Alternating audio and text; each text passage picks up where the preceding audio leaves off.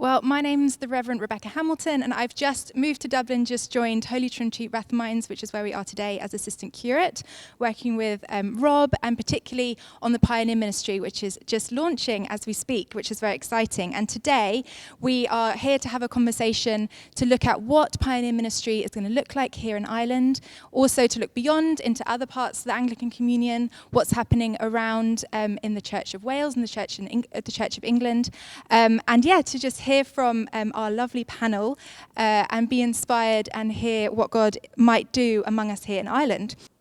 So I'm just going to introduce who we've got on the panel today. So first of all, we're thrilled to be hosting the Archbishop of Wales, Archbishop Andrew.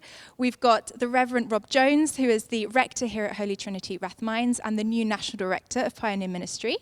We've got the Venerable Barry Forde, who is the Archdeacon of Belfast and also the Operations Lead for Pioneer Ministry. And then we've got the Most Reverend Michael Jackson, who is the Archbishop of Dublin. And we've got Canon Phil Potter, who is the former Archbishop's missioner and also the team lead for Fresh Expressions in the Church of England. So we've got a great panel here full of wisdom and experience, and we're really excited to hear all that they're going to share with us today. Archbishop Michael, when you look forward then, maybe 5-10 years in the future, how do you hope and see the landscape of the Church of Ireland maybe changed with Pioneer Ministry being brought into the heart of the Church of Ireland? Well, I suppose, Rebecca, before I look forward, I'd like to pay tribute to those who've enabled us to reach 2023 in this way.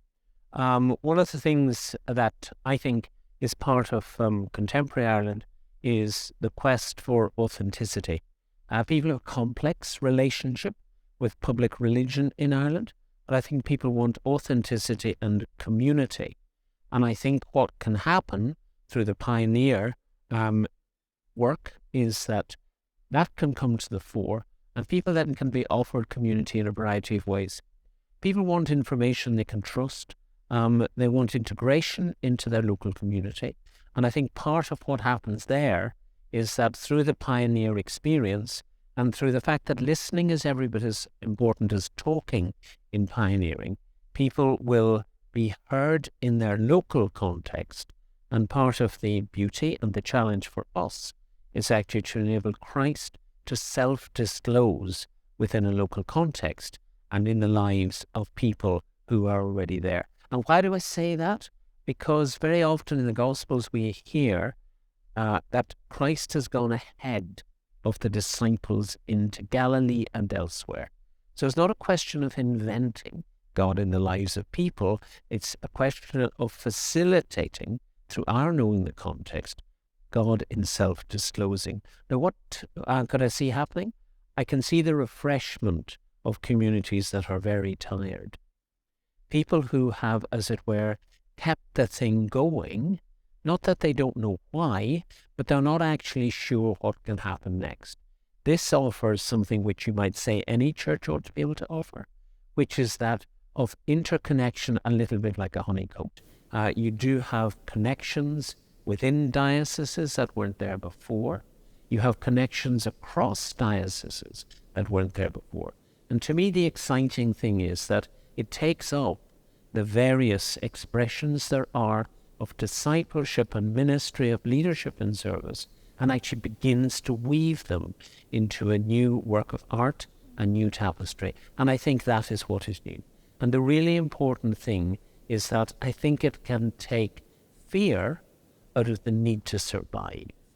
You may think it's a very odd way of looking at it, but as I said earlier, there are a lot of people who wonder what the thing will look like, and an awful lot of energy goes into maintenance as mission or as ministry, and I think pioneering frees the church from that potential fossilization. So those are some of the things I think. Thank you so much. Thanks for sharing.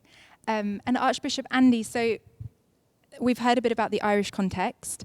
I wonder what similarities that you find, even listening to what Rob and Archbishop Michael have shared there, about your context in Wales and some of the challenges but also opportunities that you're facing in your context. Could you share a little bit about that? Yes, of course. It's really wonderful to be. I'm so glad that I can share in this significant moment for the Church of Ireland.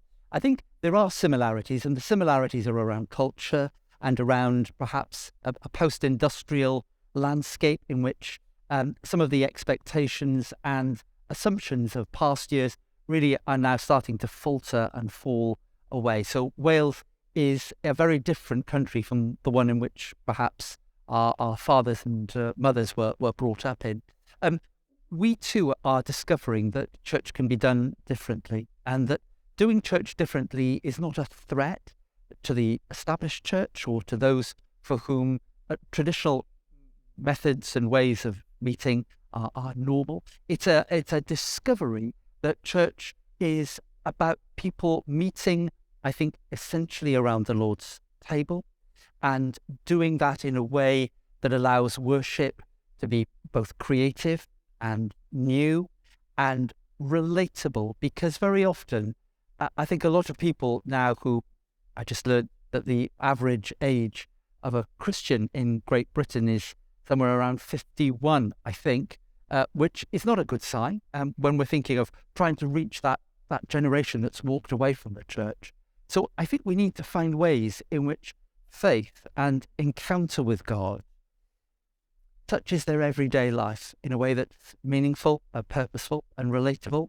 And for me, pioneering is all about the way in which we can break new ground, doing things a little differently, but incarnating and embedding it in the everyday, in the normal part of our closer walk with God. So in Wales, what we've discovered that local, as the Archbishop said, is good.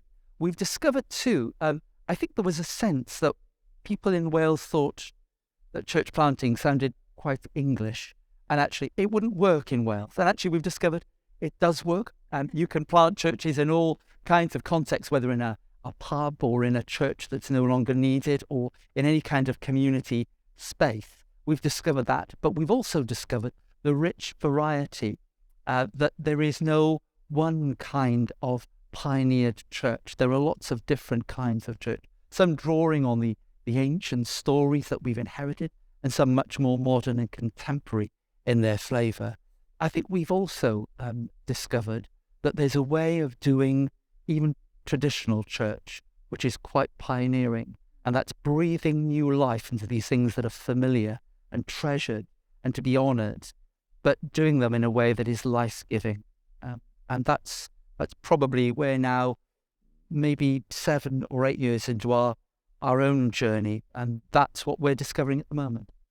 It's wonderful to hear both archbishops speak a lot about life and the potential of life coming in through the Spirit into different ways of church, which is really, that's kind of something that's coming through as a real theme of what we, dream to see and is already happening here in Ireland, and is really at the heart of pioneering, is working out what does it look like for fresh life to come into new things, but also established and existing communities.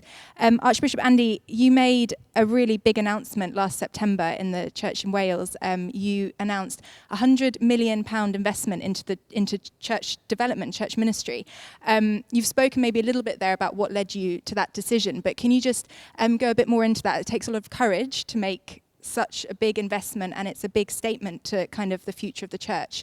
So can you just share a bit more about that? Of course. I think we, as the Church of Ireland had discovered, there's a hinterland, there's a story which is already in play, and we had discovered that some of the ways in which we had been able to do things differently with, I think, some fruitfulness, I think gave us the confidence to invest heavily. Now, let's be clear, it's possible to throw a lot of money at a lot of things and make very little difference. People don't come to new life and to faith because they're astonished at the wonderful strategy that's being developed. But I think really recognising that if we want to be serious about the context that we find ourselves in, those who no longer darken the doors of church, the ones for whom they don't understand what faith or church is all about, we need to find new ways of reaching out to them. So investing heavily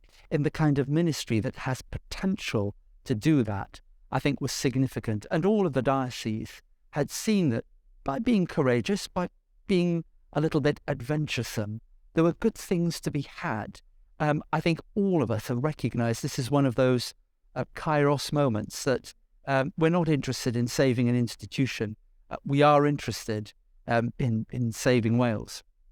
Wow, what an amazing vision. We're excited to see what's going to happen in Wales then over the next period in the next season. Phil, I'd love to hear some of your experience. The Church of England has been on its own journey for quite a long time with fresh expressions and pioneering different forms of church and bringing that into the traditional church. Can you share some of where you've seen the life that we've just been talking about, really the Spirit breathed life into the Church of England, and where you've really seen fruit come from that and what you've kind of been excited by over your ministry in that area? Yeah, it's great to see the parallels actually between what happened then, 20 years ago now, started to happen, and what's been happening here. And you're seeing that actually not just across UK and Ireland, but across the world as well. When I first took on the job of Archbishop's Missioner, I came in on the strapline they had from initiative to movement.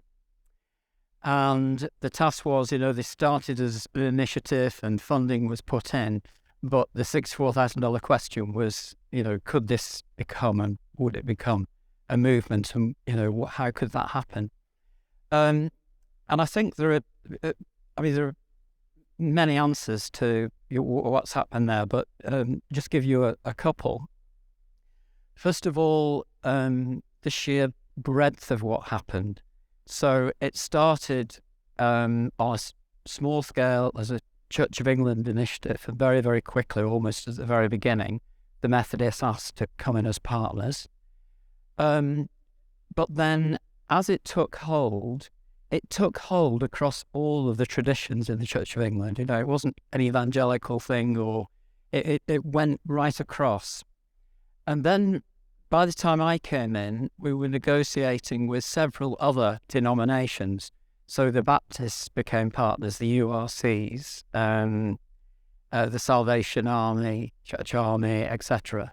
And then not only that, but particularly in the role as Archbishop's Missioner, I then got to travel across the communion, and saw in 25 countries how fresh expressions was being embraced by them, all very different cultures, and yet exactly the same principles taking hold.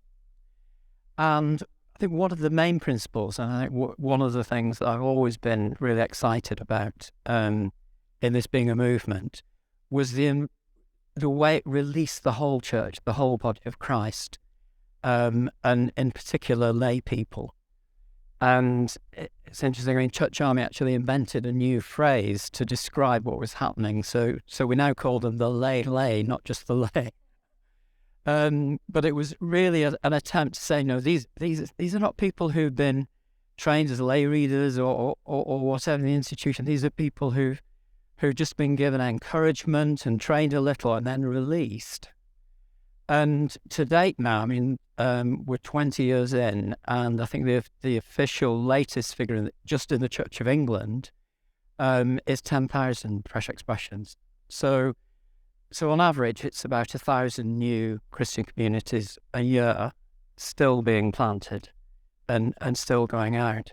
Barry and Rob, you're obviously taking on some of the key leadership of Pioneer Ministry now as we move forward. And what are some of the key lessons that you are looking to draw from some of the context we've just spoken about, particularly maybe from some of Phil's experience into the Church of Ireland, but also what do you see as really unique about our context here in the Church of Ireland that we need to kind of be very conscious of as we move forward in this? Yeah.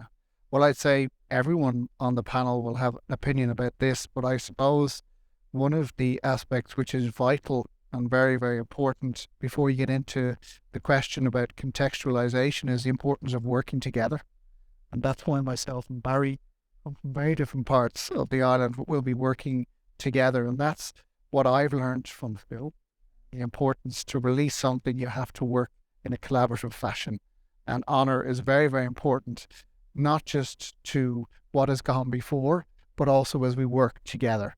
And when I hear about Wales, and I hear about over in England, and talking to the Archbishop here, collaboration is absolutely vital. So to answer your question then about context, it's a difficult one to answer, because what is true for me in Dublin and here in Dublin 6 will be very different to what is going on with Barry up in Belfast, where he's Archdeacon. For where we are, there is, just naming it, Rebecca, thousands and tens of thousands of young people have walked away from the church. And the Archbishop of Wales has mentioned that. And here, where we're seated now in Dublin 6, if you look at the statistics, there's about 6% of people under the age of 30 who go to Mass or church. So they've left, they've walked away, and that breaks my heart and breaks our hearts. But yet there is a spirituality. And yet there is something, at least where I am, still, I would say, a hunger, especially in Gen Z, for justice. And so there's something about the church in the context has let the people down, but yet there's a spirituality. And I hope the pioneer ministry can reach out to that spirituality and that hunger. And so that context will be different in rural Ireland, it'll be different in Belfast. And I think that's really important to recognise. So it's listening, it's collaborating, it's working together, it's empowering the whole church, and quite frankly, learning from the mistakes of others. And I have that benefit because this is not something brand new in the Church of Ireland. There's lots before, but it's learning from others and thankfully standing on their shoulders as we look ahead. And I think, to pick up on what Phil was saying, sort of learning from the mistakes of others, learning from their wisdom, their learned wisdom. And in speaking with different people, both in Wales and in England, the wisdom has really been, to pick up on what Phil was saying about the lele, to get this out to as broad a base as possible, to not see this as a movement where all of the focus goes on resourcing a very few, small number of people, thinking that the goal is that we need more ordained pioneers, and that's it. But actually, we need a culture of pioneering that's just ingrained into the life of every ministry, whatever it's called, parish, chaplaincy, some new church initiative, whatever it is, that actually we're about making disciples, which is going out beyond the people we're already with, to introduce them to Christ and to go out and meet them, and also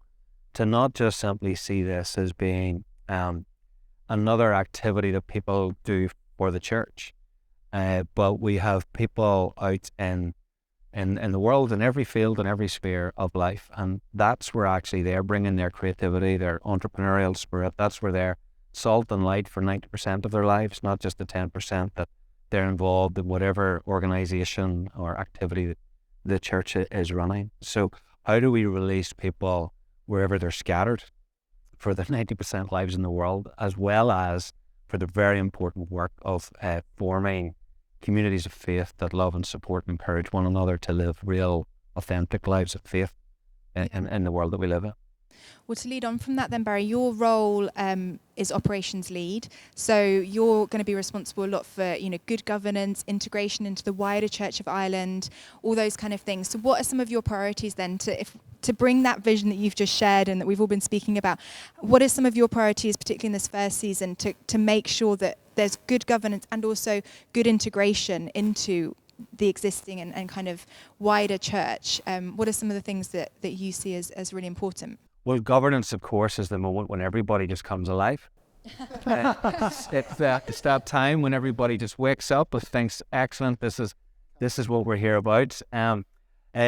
Archbishop Andy mentioned that we're not here to save the institution. I remember all the credit for this goes to hearing Eugene Peterson talking about the role of the institution in relation to the life of the church.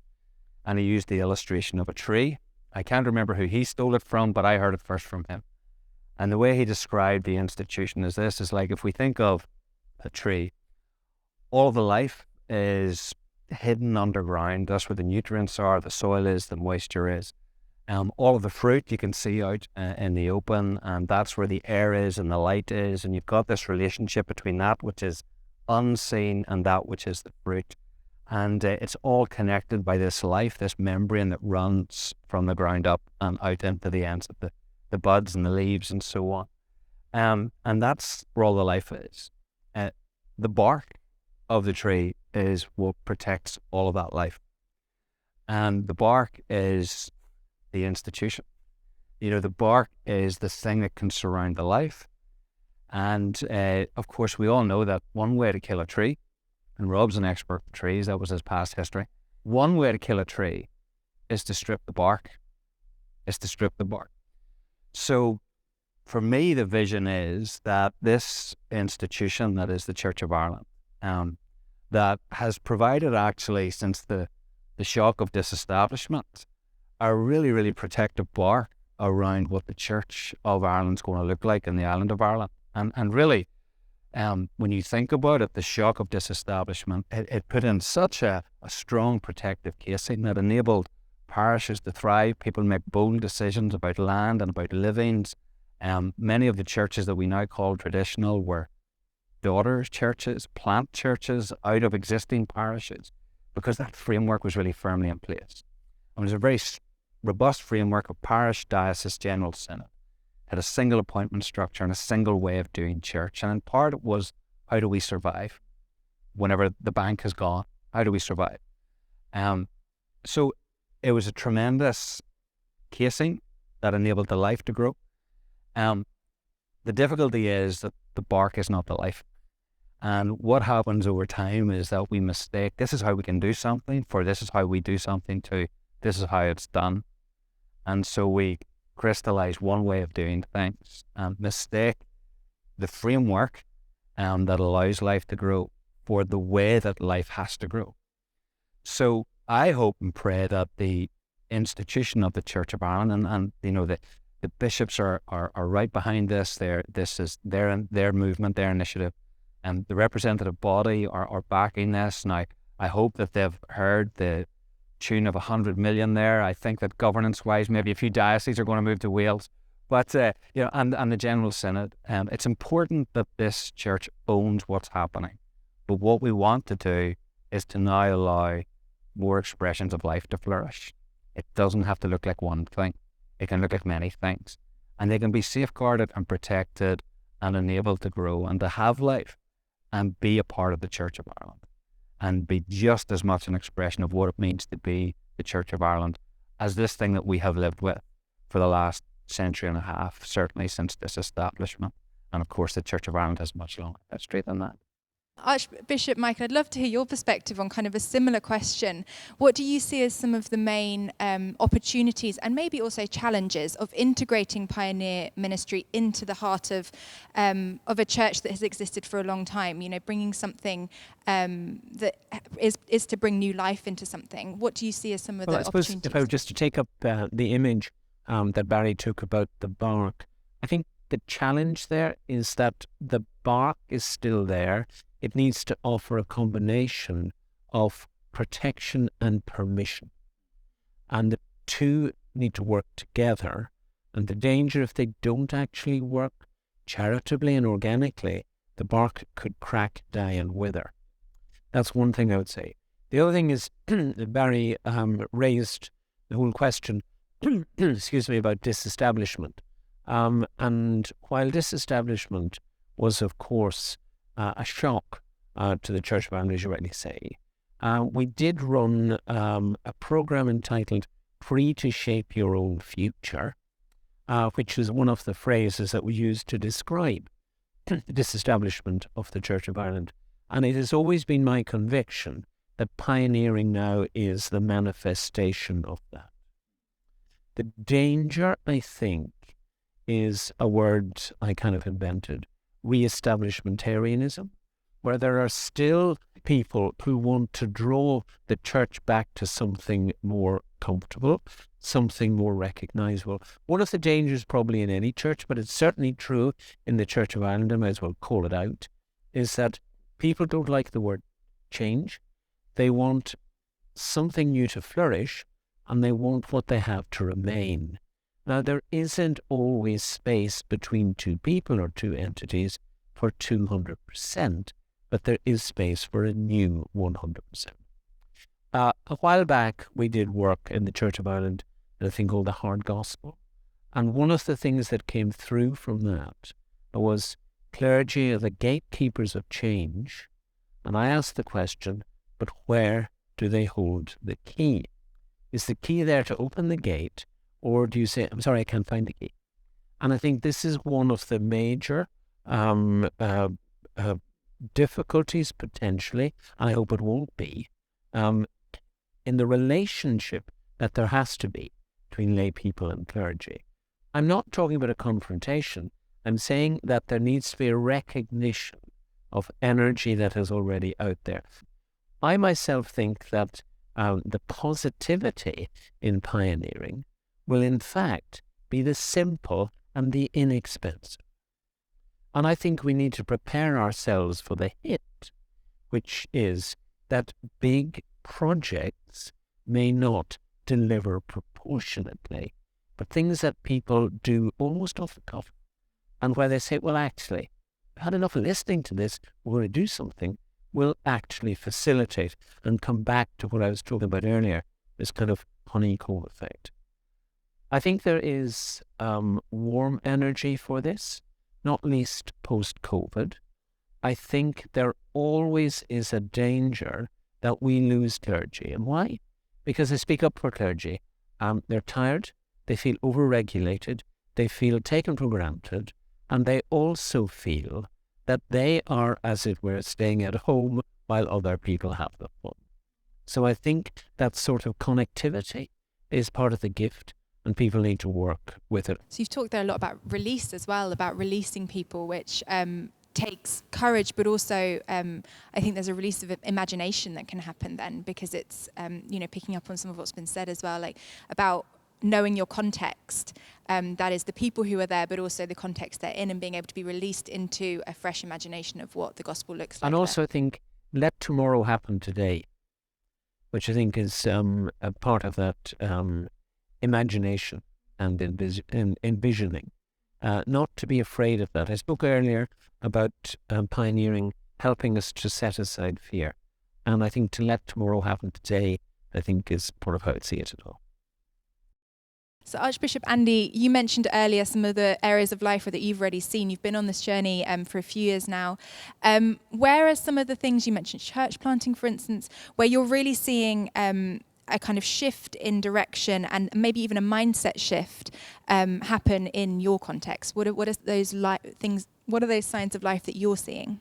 The sheer variety of new church is perhaps the most encouraging thing of all. So I've seen people who have started to connect a church around a food bank. There are some quite difficult issues there around agency and power, because you don't want to use food as a bribe, for example. But on the other hand, making an opportunity for people to encounter the bread of life as well as the bread for the stomach, I think is really important. So one of the churches in Cardiff that has started to build a community around a food bank, it's been inspirational. And the sensitivity with which they've done that has been, I think, has shown an enormous maturity within the congregation. And of course, it's been enormously releasing for the congregation as well, who feel that they can participate in something that's really quite exciting. So that's been an act of creativity. I've seen people who've around a house of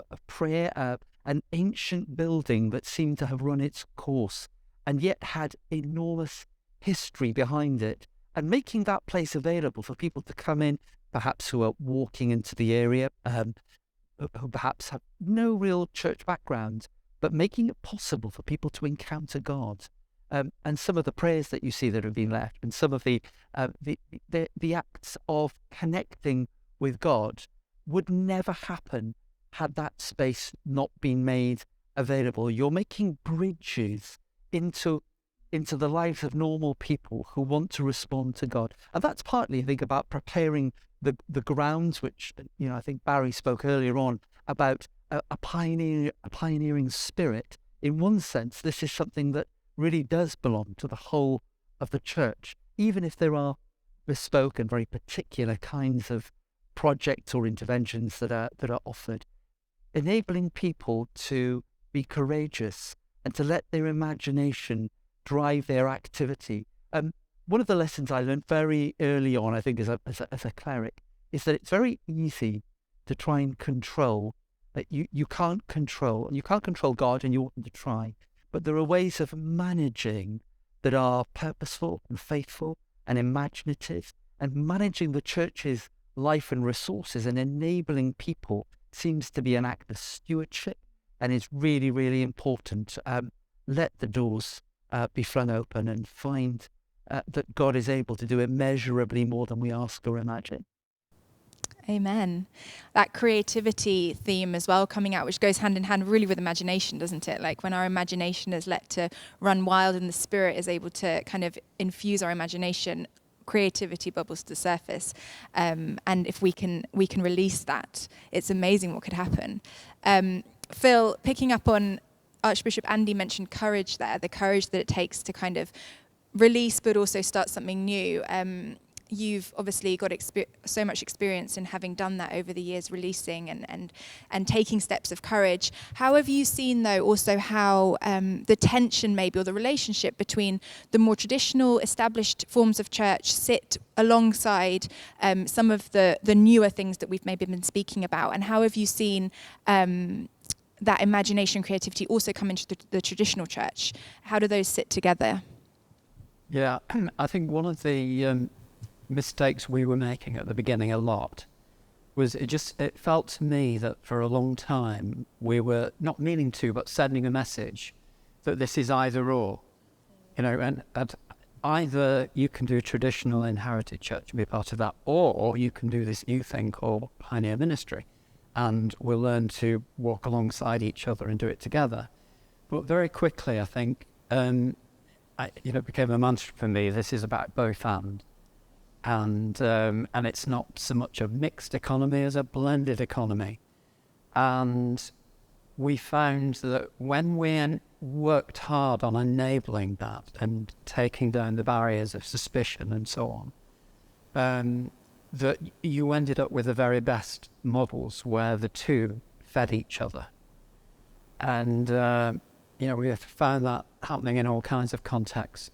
And to help make that happen, we discovered early on as well that there were, we talked a lot about permission givers and the pioneers, but came to see very quickly that there was another crucial role sort of between those, which they call the champion or the advocate.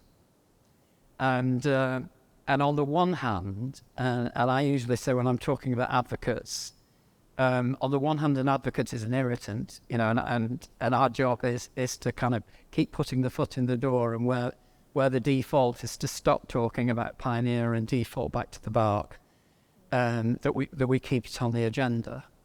But the other really important role is the bridge builder, who gets both and works hard at drawing people together.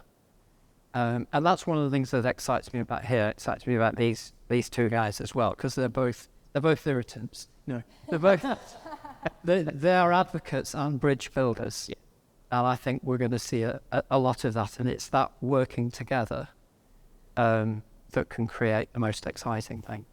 So it's bridge building between what is already existing, but also bridge building, as you brought up, into the people we're trying to serve. So there's like the two movements that are going on kind of simultaneously. Well, then to finish, I'd love to hear, or maybe Barry, to start with you. Obviously in your role as Archdeacon of Belfast, and you've been in ministry a while now, where are you seeing God already at work? That bridge back to pioneering isn't going ahead of or doing away with, as Phil was just saying, with what's already happening. God's already doing amazing things across the island of Ireland. So where are you already seeing some of those glimpses of God at work and those shoots coming up through the ground? And what are you so excited about then, about what lies ahead? I think, again, to pick up on what Phil said there about somehow seeing these as two separate entities, part of, I've only recently been entrusted with this role in Belfast. One of the fascinating things is that you walk around what we might call the traditional parish structure, and you realise that you're quite literally standing on the footprint of vision. You're standing on the footprint of people who at one time in life said, we need to put a daughter church here because actually because there's more people moving into the area now, and we need to do. And there's one church, and there are 4 churches beside one another in North Belfast, and one is the mother of the 3. And they're all struggling now, but actually you you just walk around it and you are almost helping these communities to remember what they've forgotten, which is, at one time this was new, at one time this was bold, at one time this was really courageous. And it was easy to do all of that in a rising tide. You know, when there were lots of people living in the area, when the world still went to church or sent their kids off to organisations and so on. The real challenge now is, what does it mean to be bold and courageous whenever it's not just that the tide has gone down, but the tsunami's come on over the top of you and the culture has moved away and you're still kind of on the beach trying to pull together the debris, and trying to almost think, how do we get this back to where it was? And that's not going to happen. And so where I find the seeds of hope are that at this moment in time, you're going around having conversations with people, honest conversations, naming these things. And people are at the point now where they realize, you know, that's true. This is where we are now. And one of the first things that we all have to do is to define reality. And on the ground, certainly where the churches have been hit hardest, reality is just, it's plain in the face. Now everybody will go with you up until the point where you say, you know, what are we going to do about it? And that's the hard thing, because people are frightened of losing their places of friendship and fellowship that they've known all their lives. But they could be up for the conversation. And Rob and I have chatted before about the generation that, in a sense, has watched their world change behind them. To have those people bless what can come next, and to have them see that they are now part of releasing what's going to happen next. The opportunity to do that, I think, is great, and is something that we're really just starting on. And then allied to that, you do see people with an appetite now to want to try and do something new. And whether it's centres of mission, whether it's the fact that we are now as a church saying, well, we want 30 new pioneers on the island in the next 10 years, and we haven't set out or stalled that any of them are going to be ordained. You know, there's something that speaks to who are we giving the key to, but we're not ignoring the ordained either, because the only way that this will work for us in our context, which is provincial and rural, and we've only a few large urban centres, is if in every diocese and in every parish and in every networking community, people take hold of this. So the fact that we're pretty well networked on this island, we know one another, we have the relationships very well formed, and the fact that conversations are happening north, south, east and west, and people who know one another are really wanting to do this journey and go on this journey together is really positive, really, really exciting. So I find encouragement in the really difficult conversations that we're having right now, not necessarily in the, oh, here's the bright thing that looks great, actually in the honest conversations that people are willing to have about the fact that what we remember has gone, but can we remember that everything was once new, and can we renew and see things coming new and afresh? So actually sometimes desperation or honest facing of reality can be the seeds of hope, really, because we're faced with what's there or what isn't, but actually that brings great opportunity, and as we were saying earlier, learning and opportunities for new things. So Rob, then you're obviously the National Director, so you've had the privilege even already of kind of getting a bird's eye view of what's happening, of going to different places, and you'll be doing that more and more. Same question to you then. Where are you seeing the life already? Where's the Spirit already at work around? And also, what are you then most excited about when you look forward and what God might do in this next season? Well, I think this is just the beginning of a very long conversation. And two of the questions that I get asked all the time as I visit people and go to various parishes, even already, is how is this going to work? Not Archbishop of Wales answer that question. I could get into the objectives, and we have 5 objectives, and we have a plan, and we have a website, www.pioneerministry.org, and we have great ideas, and I think that's fantastic. However, my hope is that the hunger that is out there, and that people who are genuinely excited we can connect them with permission givers, and that we can see the bottom and the top come together in one sense of moving towards a common vision. Because I think I wanted to call myself the head gardener, not the national director. And Phil said, you can't call yourself the head gardener. No one will understand. And I am the national director, but I'm very much a collaborator, and we'll do this together. So I think as a gardener a really good gardener doesn't always focus on the weeds, but looks where the life is. And so there is great things happening there and great opportunities. And my role will be bringing them together in those objectives and with that strategy, and trying through a culture of prayer and courage get some momentum going as God leads us in that vision of reaching those with little or no connection to church.